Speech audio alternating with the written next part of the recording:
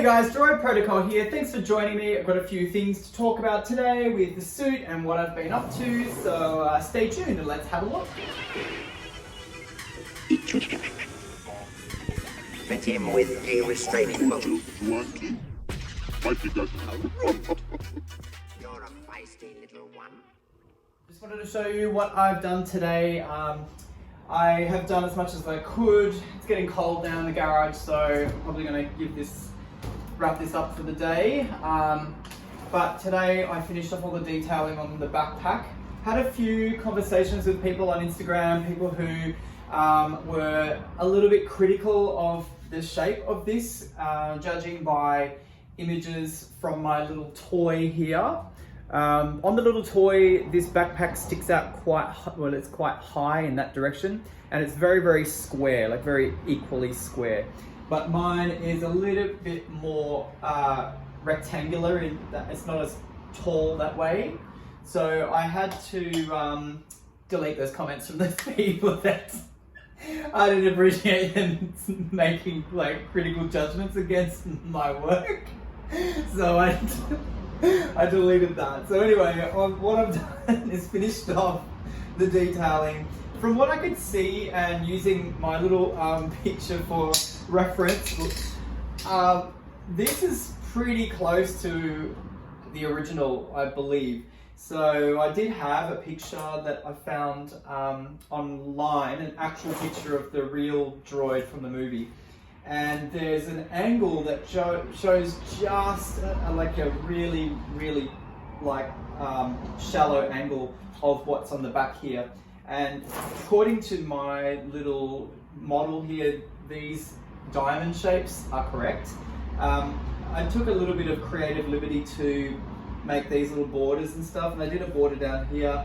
Just from what I can see from this model, that looks like what it was supposed to be. And also on this model, I could see that in the center section here, there's these vents that actually rise up above the level of the backpack. So that's why I've done that. I managed to count with a magnifying glass how many vents were on this toy, and that's why I've created six vents? 5 vents, I don't know, I think it was meant to be 6, but anyway, I've got 5 vents on there, but it looks good all the same. And then I just put these little strips here. Now, I'm not really sure if maybe these strips are supposed to be taller, much the same as this, but like I said, the photo that I saw, one of my reference photos actually shows this section here raised up above this, so that's why I kind of went with that.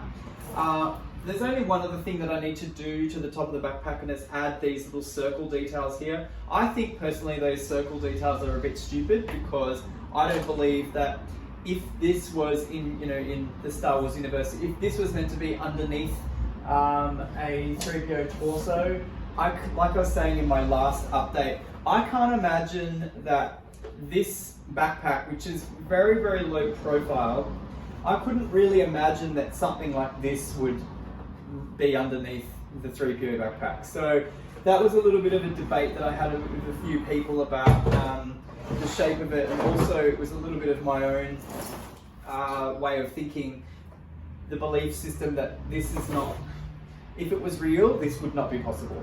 So, I mean, personally, if I was designing the skeleton of a droid that looked like C3PO, I would believe that the back half would probably be something more along the lines of the front. So a little bit more of a framework rather than such a solid type thing, because this is so similar to what the outer shell is. To me, it just doesn't seem believable enough, but I'm going to stick with it because that's how the puppet is, and that's what I've done. So I'm just going to show you quickly some time-lapse photos of what I was doing. So I was just cutting up some bits and pieces and just basically glued all those parts on there.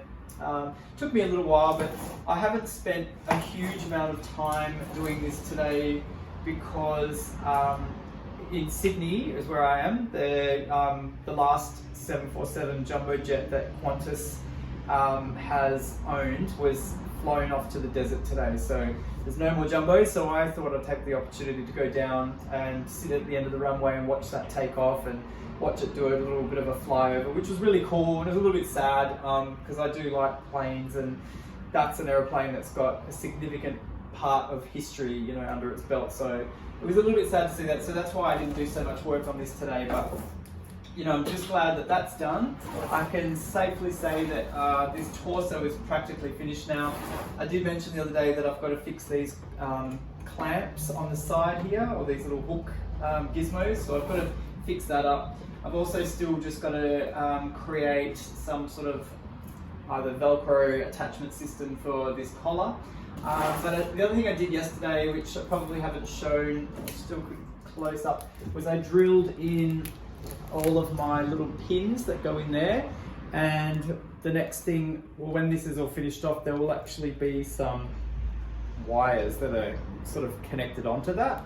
And then I'll just have them all like strung up together, and they'll probably hook onto the inside of my helmet or something like that. So that's all done. I rigged up this little hook thing yesterday as well so that I could put my helmet on. So I was able to have a look and just see if, just see how my helmet fits with this torso now. And it actually, having it all mounted together on the mannequin like this is really great, because it just helps me to see without having to wear it myself just how it's all fitting together. So you can see there how good it looks now. You know, like I can probably imagine that the head would be about that position and probably slightly lower, but the way it sits like that is pretty good. It all like has plenty of clearance. So if I put my head down, even if I look up, you know, there's plenty of room in there. So that's all really good, and I'm really happy with that. Today I also got my black, I'm scared that's gonna fall over. Actually, hang on a sec. Today I got my black morph suit, and pretty disappointed because this thing is just so big. It's not fitted, it's really baggy, it looks like absolute shite, excuse my French, but that's something that's, I'm gonna have to either fix that suit or try and find another one. But the problem is the ones that are a little bit more expensive, they come from China.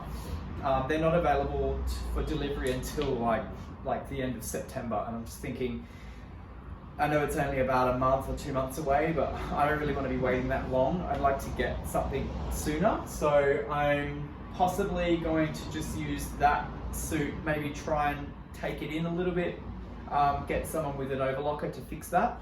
And then I'm going to probably just use it for experimenting, just to see what paints will work on it, what types of stretch the paints will have, whether I use puffy paint or just 3D paint or whatever. So I'll probably just see if I can get that suit to fit me better, and then just use it for experimenting. But I'm still not totally sold on black.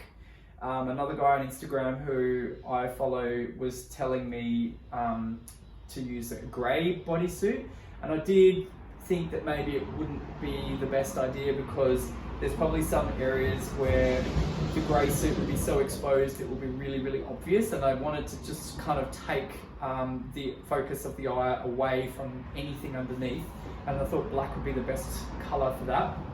But the other benefit of using grey is if I am using painted colours or to paint wires on the suit, the grey will allow the colour of the paint to kind of pop a bit more. So there's a few different things that I'm considering at the moment, but until I can find a suit that I can actually try on, it's kind of like really, really hit and miss buying stuff online. And this is one of the biggest problems. One of the things I hate about buying stuff online the most is because you never really get to try it on.